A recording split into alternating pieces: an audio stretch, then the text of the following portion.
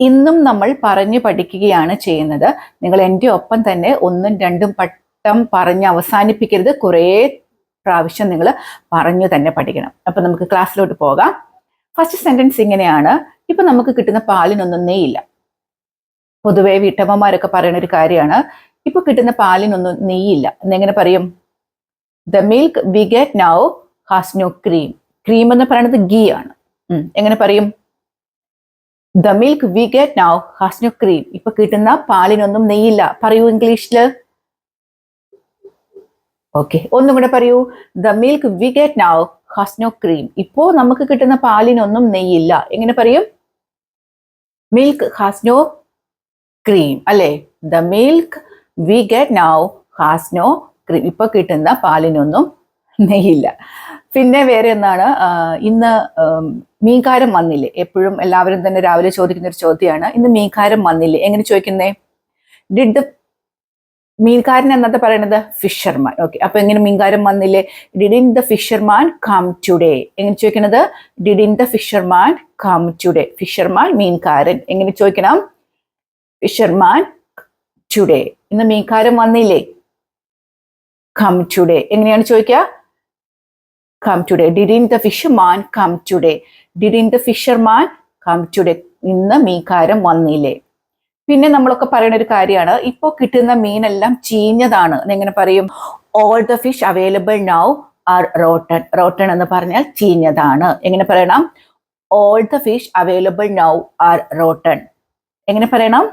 ഇപ്പൊ കിട്ടുന്ന മീനെല്ലാം ചീഞ്ഞതാണ്, ആർ റോട്ടൺ. പിന്നെ നമ്മൾ പഠിച്ചത് എന്താണ്? ഇപ്പൊ നമുക്ക് കിട്ടുന്ന പാലിനൊന്നും നെയ്യില്ല. എങ്ങനെ പറയും? Milk we get now cream. പിന്നെ മീനുകളെല്ലാം ചീഞ്ഞതാണ്. All the fish now are rotten. ഇനി വേറെ സെന്റൻസ്, ഞാൻ ആ വഴിക്ക് പോയപ്പോഴാണ് അവരെ കണ്ടത്. എങ്ങനെ പറയണം? I saw dum. ഞാൻ അവരെ കണ്ടത് എങ്ങനെയാണ്? when I went that way. I saw them when I went that way. ഞാൻ ആ വഴിക്ക് പോയപ്പോഴാണ് അവരെ കണ്ടത്. എങ്ങനെ പറയണം? went that way. I saw them അവര്. I saw them went that way. ഞാൻ ആ വഴിക്ക് പോയപ്പോഴാണ് അവരെ കണ്ടത്.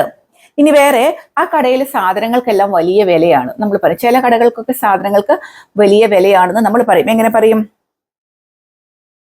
എവരിത്തിങ് ഇൻ ദാറ്റ് ഷോപ്പ് എന്താണ്?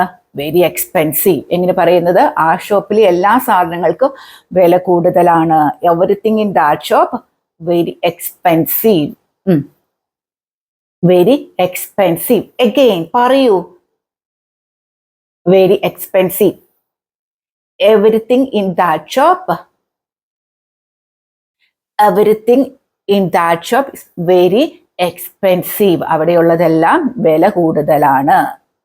ഇനി വേറൊരു സെന്റൻസ് ആണ്, നീ ഓട്ടോറിക്ഷയുടെ പൈസ കൊടുത്തോ? നമ്മൾ ഒരാൾ ഓട്ടോറിക്ഷ വരുമ്പോൾ ചോദിക്കുന്നതാണ്, ഓട്ടോറിക്ഷ കൂലി നീ കൊടുത്തോ?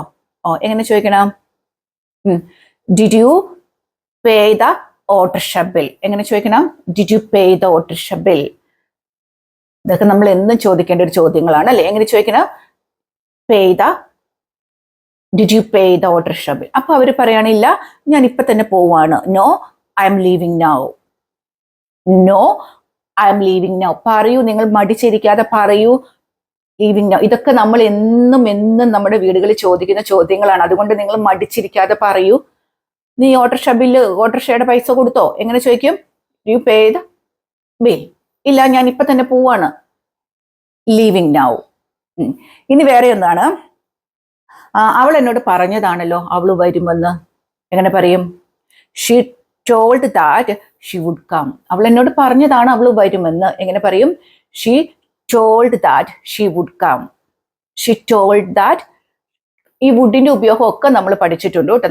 നിങ്ങൾക്ക് ഇനി ആർക്കെങ്കിലും വുഡിന്റെ ഉപയോഗത്തെ കുറിച്ച് അറിയത്തില്ലെങ്കിൽ ഇപ്പൊ ഞാനിവിടെ ഒരു ലിങ്ക് കൊടുക്കും, നിങ്ങൾ ആ ലിങ്ക് ഒന്ന് ക്ലിക്ക് ചെയ്ത് പഠിക്കണം.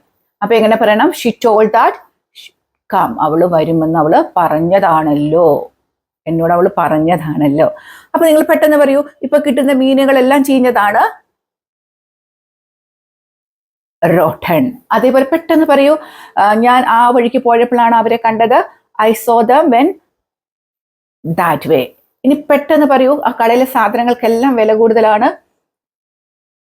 Very expensive. പിന്നെ നമ്മൾ എന്താണ് പറഞ്ഞത്?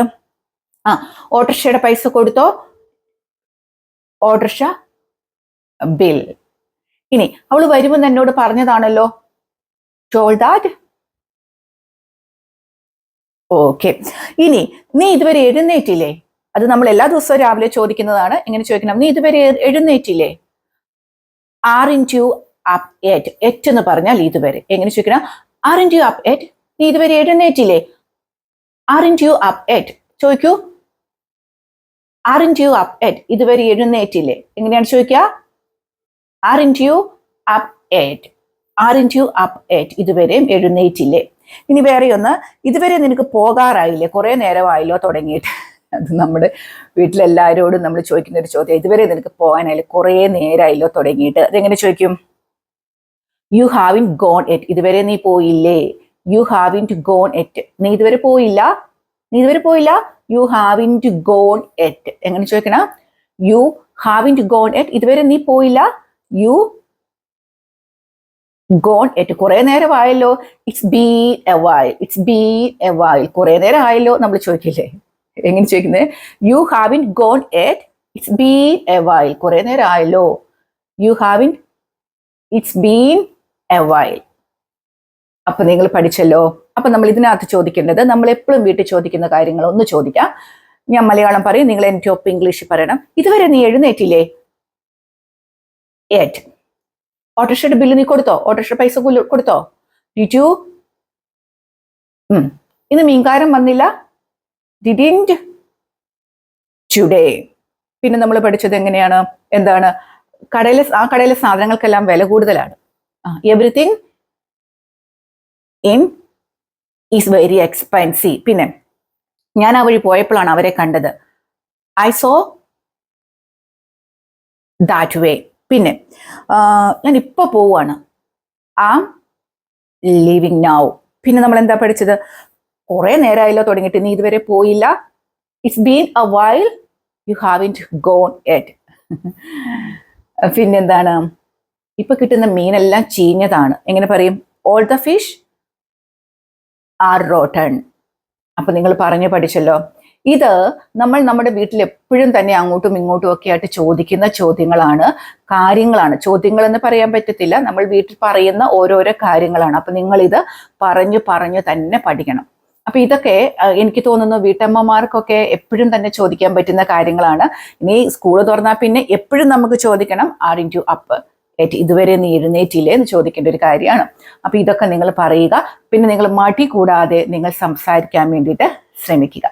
അപ്പൊ കഴിഞ്ഞ ഒരാഴ്ചയായിട്ട് ഞാൻ നിങ്ങൾക്ക് കമ്മ്യൂണിറ്റി ബോക്സിൽ ഇട്ടിരുന്നു. ഞാൻ പനിയായിട്ട് കിടപ്പിലായിരുന്നു. ഇപ്പോൾ ഉഷാറായി. അതുകൊണ്ടാണ് കഴിഞ്ഞ ആഴ്ചയൊന്നും എനിക്ക് വീഡിയോ ഇടാൻ പറ്റാതെ പോയത്.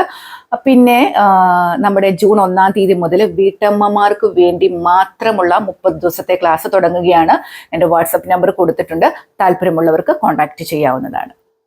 അപ്പോൾ പിന്നെ എന്താണ്, എല്ലാവരും സുഖമായിട്ടിരിക്കണമെന്ന് വിചാരിക്കുകയാണ്. നമുക്ക് അടുത്ത ദിവസം വീണ്ടും ഒരു നല്ല വീഡിയോ ആയിട്ട് വീണ്ടും കാണാം. Thank you.